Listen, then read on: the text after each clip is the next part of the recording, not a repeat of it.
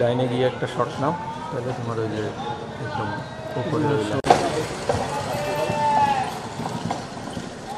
এখানে কোনো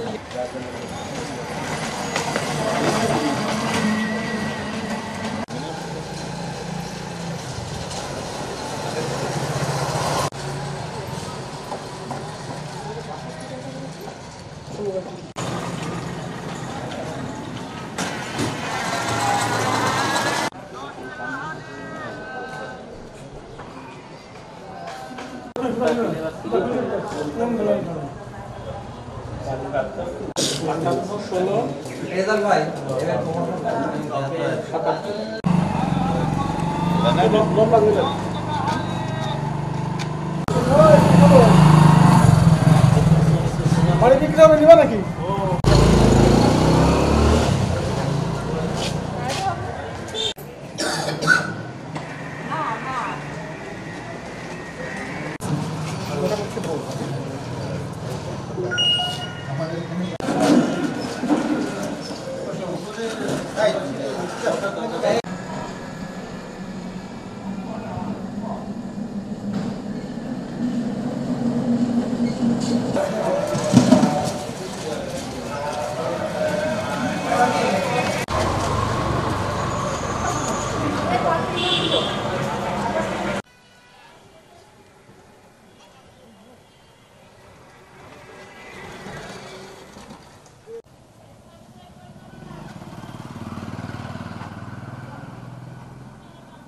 পিএলসি কুষ্টিয়া অঞ্চল এবং কুষ্টিয়া শাখার যৌথ উদ্যোগে আজকের এই যে অবস্থান কর্মসূচি খেলাফি ঋণ আদায়ে আমাদের খেলাফি ঋণ গ্রহীতা মোহাম্মদ মোশাররফ হোসেন, উনি দীর্ঘদিন যাবৎ ঋণটি খেলাফি হয়ে আছে, ঋণ পরিশোধ করেন না। ওনাকে বারবার তাগাদা এবং লিখিতভাবে সরাসরি যোগাযোগ করেও উনি যখন ছাড়া পায় নাই, তখন আমরা এই ব্যতিক্রমী উদ্যোগ নিতে বাধ্য হয়েছি। আমরা এই ব্যতিক্রমী উদ্যোগের মাধ্যমে আমরা সমস্ত দেশে যারা খেলাপি ঋণ গ্রহীতা আছে তাদের একটা মেসেজ দিতে চাই যে ঋণ খেলাপি করে আপনারা সমাজে মাথা উঁচু করে চলবেন, মাথা উঁচু করে সমাজে ঘুরে বেড়াবেন, সেটা চলবে না। ঋণ আপনাকে পরিশোধ করতে হবে। আসলে আমরা প্রতি বছরই কিন্তু প্রচুর পরিশ্রম করি ঋণ আদায়ের জন্য, কিন্তু আমাদের একটা পর্যায়ে এসে এই ঋণ খেলাপিদের যারা ঋণ খেলাপি হয়ে যাচ্ছে, সমাজের সম্মানিত নামধারী যে সমস্ত ব্যক্তিবর্গ তারা যে ইচ্ছে করেই যে লোনগুলো দিচ্ছে না, এ কারণে যে এটা বিশাল একটা অংশ খেলাপি ঋণে পরিণত হচ্ছে, যেটার অবস্থা খুবই ভয়াবহ। এই অবস্থা থেকে পরিত্রাণের জন্যই কিন্তু আমাদের এই আজকের এই ব্যতিক্রমী আয়োজন। কারণ আমরা সাধারণত ব্যাংক কখন এই উদ্যোগগুলো নেয়, এই ব্যতিক্রমী আয়োজন কিন্তু আগে কখনো হয়নি। আমাদের কিন্তু দেয়ালে পিঠ থেকে গেছে।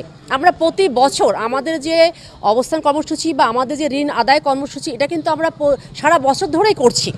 কিন্তু এই ব্যতিক্রমী উদ্যোগটা এখন কেন? কারণ আমরা সমাজকে আসলে জানান দিতে চাই যে আমরা আমাদের কুষ্টিয়া শাখা থেকে আজকে যে কুষ্টিয়া জোনাল অফিস এবং কুষ্টিয়া শাখার সমস্ত কর্মকর্তা কর্মচারীবৃন্দ, আমরা এই যে ঋণ গ্রহীতা কুষ্টিয়া শাখার মোহাম্মদ মোশাররফ হোসেন, কেরামত মস্তান লেন, কুষ্টিয়া, ওনাকে যে হাউস বিল্ডিং লোনটা আমরা দিয়েছিলাম 30 লাখ টাকার 2016 সালে, এই দেখেন আমাদের টাকাতেই উনি অত সুন্দর একটা বাড়ি করেছেন।